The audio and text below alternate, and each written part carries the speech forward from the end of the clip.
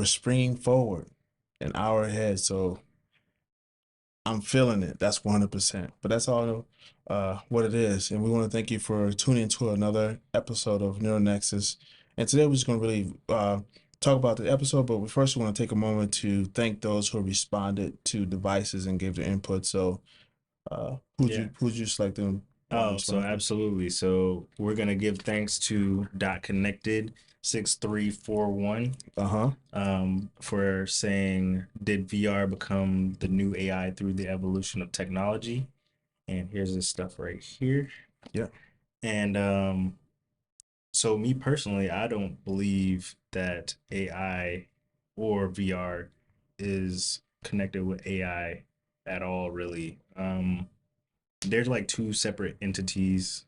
Um, VR is more so like an experience and like entertainment, Right. where AI is more so like a tool to use. Mm-hmm. I see a lot of AI being used as um, ways to help coders or programmers. I also see AI helping with different services.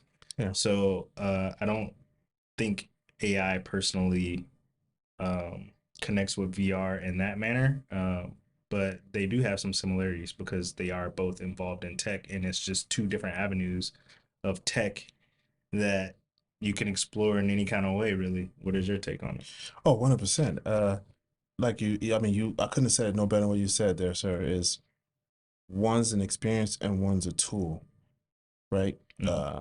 You do see a lot of people using um, editing tools or AI tools to help correct their emails, their way they write, Mm-hmm. resumes, and so forth. Even to generate business, people are using it to create drop shipping or whatever it is they want to do as a side hustle. Where the VR portion, as you stated, and I definitely agree, it'd be more of an experience. Uh, Absolutely, absolutely. I feel like because with VR, what you're doing is basically you're entering a virtual world. right, With AI, you're more so like putting data into a tool and then it's spitting out more data back to you correct. based off of your input. Yeah, So that's perfecting it. Yeah, right, right. So like you can put in a resume into any kind of AI, tool. There's many out there, but you can put like your resume in there and then it'll go through and then correct grammar errors or Lord knows I space need it it. out. I mean, you can even ask it to like make it look better, like more appealing, and it'll do that. So, um, Yeah, yeah, there's different AI tools, different VR sets. yeah, Yeah, all of them do different things.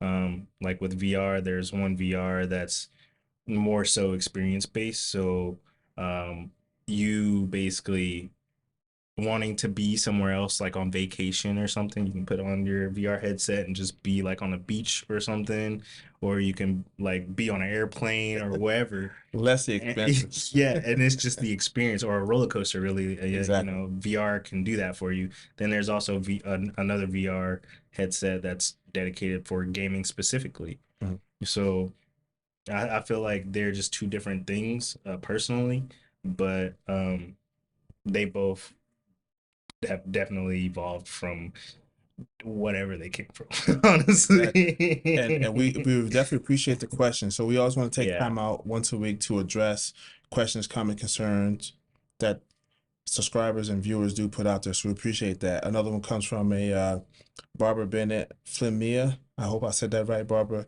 And I agree. Our phones are multi-use now. It's not just pick up and dial. I think we mentioned that before, but the one thing that she liked about it is that it is multi-use. She's able to make her life easier. And I agree with this part that she said too. It gives kids open access to whatever they want. If you don't set that parameter, Yeah, yeah. depending on your child, and you know your child, depending on what they are, they can get into certain things. So there's good and bad technology, which we mentioned, but that's neural nexus, the Right. evolution of technology from current, right, past, current, and then future, and like those things.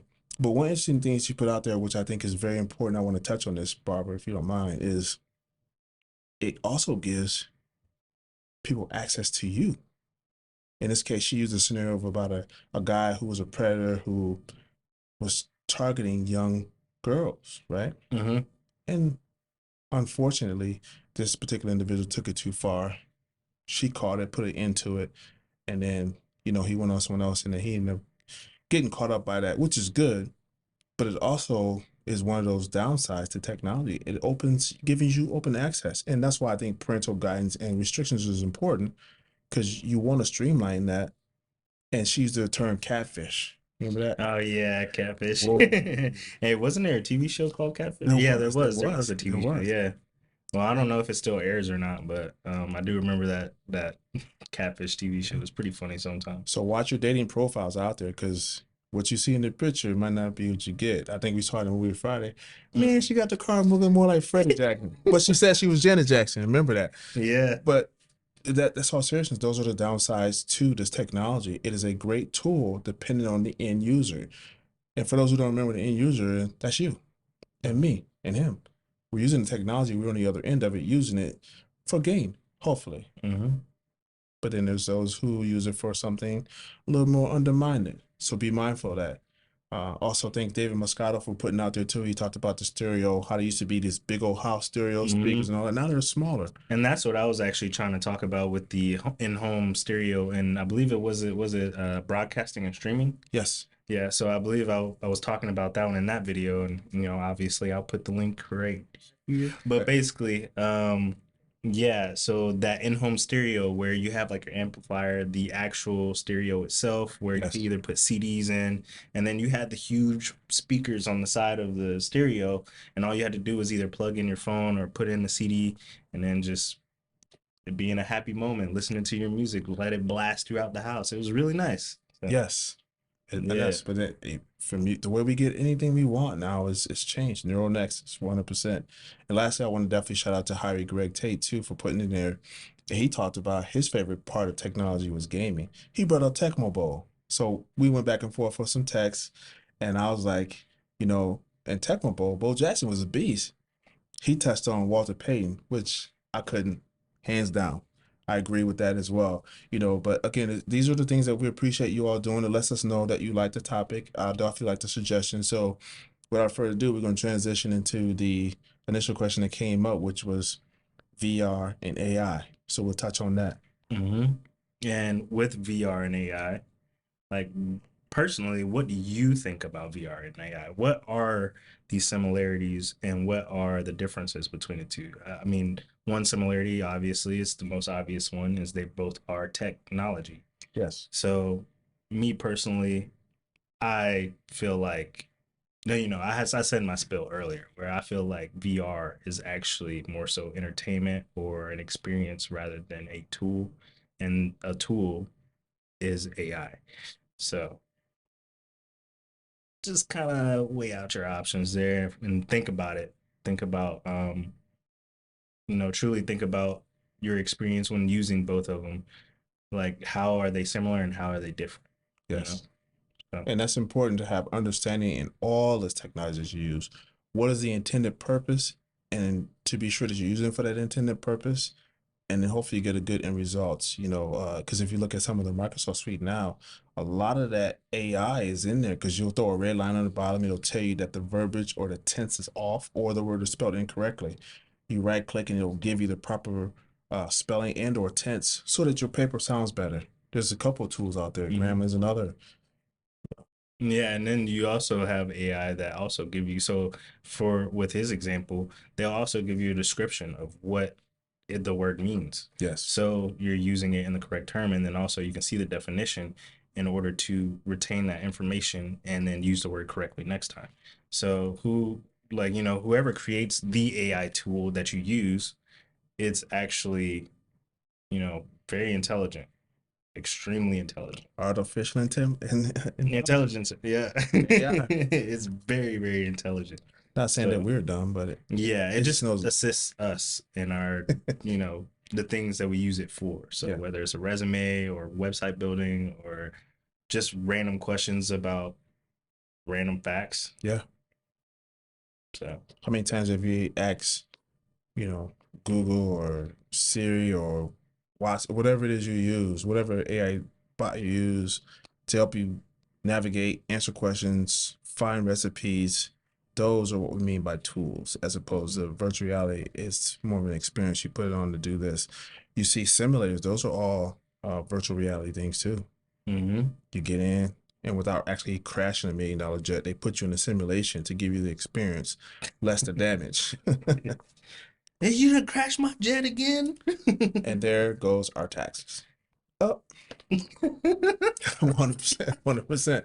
So we definitely appreciate the information and whatnot. But like again, man, our whole role is to try to educate you, learn from you, and make this a communication that we love that you support and love that you respond, and we'll keep putting out there. Because remember, this neural nexus is for real, everyday people like you and me. Period. Mm-hmm. We'll be having a next guest here pretty soon, which we'll bring in and we'll talk about the various things of that particular person's background and what and how they got started in the tech.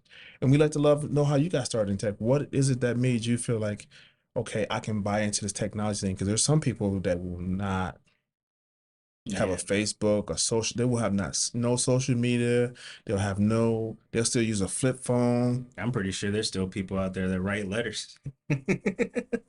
I mean, hey, and there's Each nothing, his there's own. nothing, yeah, there's nothing wrong with it, but it's just there's a more efficient and quicker way to get your message across.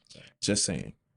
We love to hear from those folks too. Those who are just, hey, no matter what they're going to do, I am not going to get social media. I'm not going to get on these phones.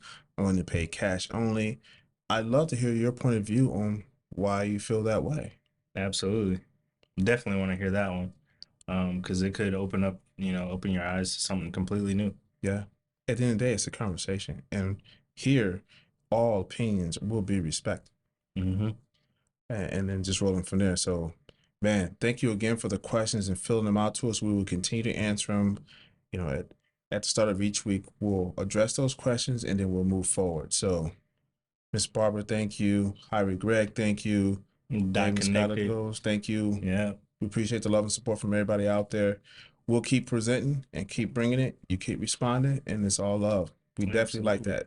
that. Remember to subscribe, because that's exactly how you keep us going, and we'll keep entertaining and doing what we need to do. Absolutely. And we'll get more information for you as well. Yeah. Don't forget to comment, like, and subscribe if you're new. And we'll see you next week. Peace. Peace. Getting better, I hate we gotta test 'cause you